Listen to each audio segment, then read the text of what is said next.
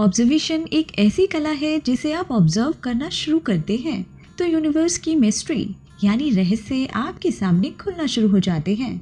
Charles Darwin ने observation के चलते ही थ्योरी ऑफ इवैल्यूएशन का कॉन्सेप्ट दिया। चार्ल्स डार्विन जो कि एक नेचुरलिस्ट, जियोलॉजिस्ट और बायोलॉजिस्ट थे। निकोला टेस्ला जो अपने बचपन में पानी के पास बैठकर चलते हुए पानी को घंटों तक ऑब्जर्व किया करते थे। और फेमस बायोलॉजिस्ट लुइस अगासी अपने स्टूडेंट्स की ऑब्जर्वेशन की पावर को बढ़ाने के लिए अलग अलग तरह के एनिमल्स को ऑब्जर्व करने के लिए दिया करते थे। फॉर एग्जाम्पल, लुइस ने एक बार अपने स्टूडेंट को फिश ऑब्जर्व करने के लिए दी। लुइस अगासिस कमरे में आए और अपने सामने पानी से भरा एक जार रखा। जार में एक फिश तैर रही थी। स्टूडेंट ने कहा, ये तो सनफिश है। लुइस ने कहा, हाँ मुझे पता है, तुम्हारा काम है कि बिना इसे नुकसान पहुंचाए स्पेसिमेन के बारे में जितना हो सके लिखो। जब काम पूरा हो जाए तो मुझसे आकर मिलना, मैं तुमसे सवाल पूछूंगा। इस पोस्ट के बारे में आज सुबह एक पोस्ट ग्रेजुएट स्टूडेंट सोच रहा था कि दुनिया के सबसे जाने माने बायोलॉजिस्ट और जियोलॉजिस्ट की देखरेख में रिसर्च करने का चांस मिला है और अभी इन्होंने मुझे फिश देखने बिठा दिया। ये सारे प्रोफेसर शायद सन के होते हैं। एनीवेज, स्टूडेंट को तो काम खत्म करना ही था। स्टूडेंट ने फिर 1 घंटा लिखा। जब उसे लगा कि काम कंप्लीट हो गया है, वो प्रोफेसर को ढूंढने निकला तो उसे पता चला कि प्रोफेसर कहीं गायब हो गए हैं। नेक्स्ट डे भी वेट करने के बाद भी प्रोफेसर नहीं मिले। जब 2 दिन निकल गए तब स्टूडेंट्स को प्रोफेसर का गेम समझ आया। फिर स्टूडेंट ने शांत मन से फिश को ऑब्जर्व करना शुरू कर दिया और करीबन 6 दिन 100 घंटे ऑब्जर्व करने के बाद छोटी छोटी डिटेल्स जो अब से पहले दिख नहीं रही थी वो अब एक्सपोज होने लगी। जैसे फिश के छिपे हुए दांतों का दिखना, एक एक दांत की शेप अलग होना, शरीर के ऊपर, नीचे और आगे पीछे के पार्ट्स का सिमेट्रिक होना। जब लुइस वापस आए तो स्टूडेंट ने प्रोफेसर को अपनी प्रोग्रेस दिखाई। ये काफी नहीं है, इतना कहकर प्रोफेसर एक बार फिर गायब हो गए। स्टूडेंट अचंभित था। उसे थोड़ा गुस्सा भी आया, लेकिन जितने सन की प्रोफेसर थे उतना सन की स्टूडेंट भी था। उन्हें इन्हीं प्रोफेसर के साथ ही रिसर्च सीखनी थी। वो पूरे एंथुजियाज्म और पैशन के साथ वापस ऑब्जर्वेशन में लग गया। सारे नोट्स को फेंक कर नए सिरे से काम करना शुरू किया। अगले 7 दिन 70-80 घंटे लगा रहा। नए नए ऑब्जर्वेशंस को लिखता रहा और खुद अचंभित होता रहा। और वो खुद भी ये सोचता रहा कि कैसे स्ट्रेंज मिस्ट्री यानी विचित्र रहस्य उसकी आंखों के सामने एक्सपोज हो रहा है। जैसे फिश की स्किन का रात में हल्का सा कलर चेंज होना, स्किन पर बनी हुई कुछ खास धारियां जो उसे अलग स्पीशीज से जोड़ती हैं, टेम्परेचर चेंज होने पर फिश का एंटी क्लॉकवाइज आंखों को घुमाना। लुइस ने ऑब्जर्वेशन नोट्स को देखकर बोला, अब आप तैयार हैं। हर किसी को ऑब्जर्वेशन की आर्ट आनी चाहिए। लुइस ऐसा सारे स्टूडेंट्स के साथ करते थे। किसी को कछुए के साथ तो किसी को फिश के साथ अकेले रूम में बंद कर देते। ना कोई बुक देते, ना कुछ और सिखाते।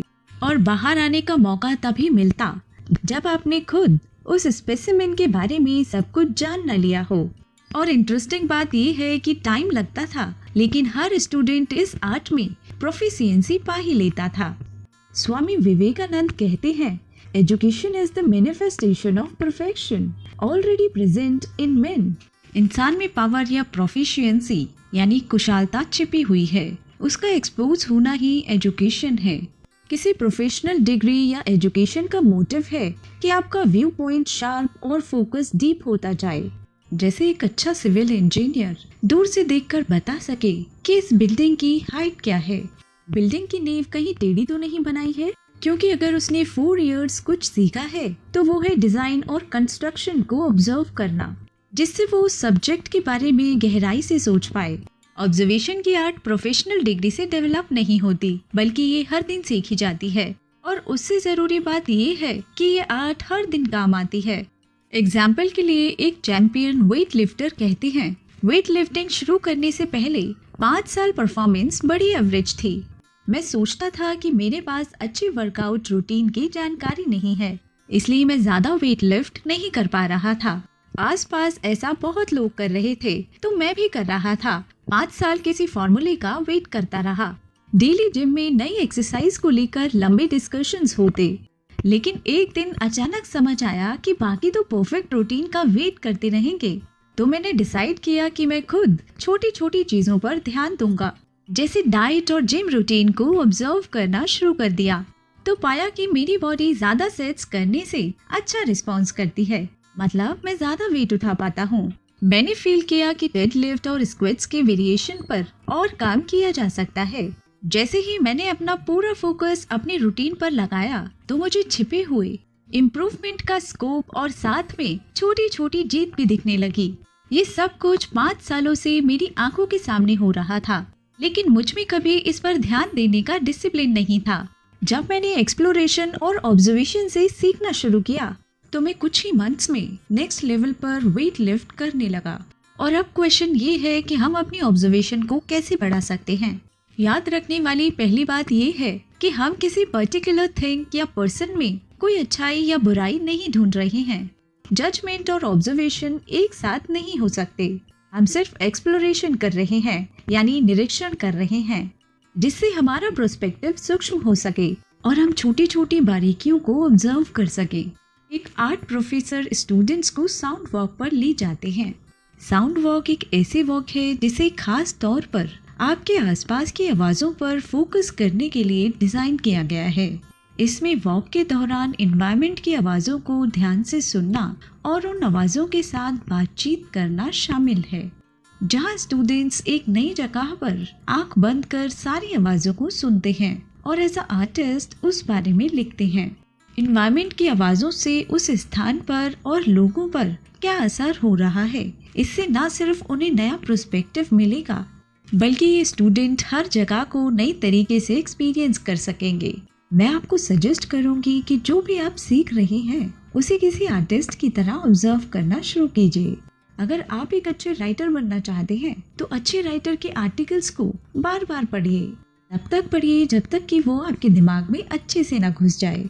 और अगर आप अपने कम्युनिकेशन स्किल्स को बेटर करना चाहते हैं तो उसके लिए आप कुछ खास स्पीचेस और इंटरव्यूज को बार बार देखें कि कैसे किसी डिफिकल्ट बात को इजी वे में कहा जा सकता है।